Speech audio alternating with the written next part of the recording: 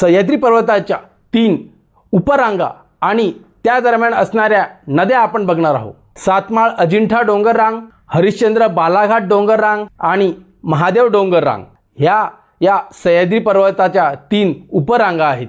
सातमाळ ही डोंगर रांग नाशिक जिल्ह्यात आढळते आणि अजिंठा ही डोंगर रांग छत्रपती संभाजीनगर या जिल्ह्यामध्ये आढळते। या डोंगर रांगांमुळे उत्तरेकडे तापी आणि दक्षिणेकडे गोदावरी या 2 नद्यांचे विभाजन केले आहे। हरिश्चंद्र डोंगर रांग ही अहिल्यानगर या जिल्ह्यामध्ये पसरली आहे आणि बालाघाट ही डोंगर रांग अहिल्यानगर, परभणी, बीड, नांदेड या जिल्ह्यांमध्ये पसरली आहे। या डोंगर रांगेमुळे गोदावरी नदी आणि भीमा नदी या 2 नद्यांची खोरे वेगळी झाली आहेत। महादेव डोंगर रांग या डोंगर रांगेचा विस्तार सातारा आणि सांगली या जिल्ह्यामध्ये झाला आहे।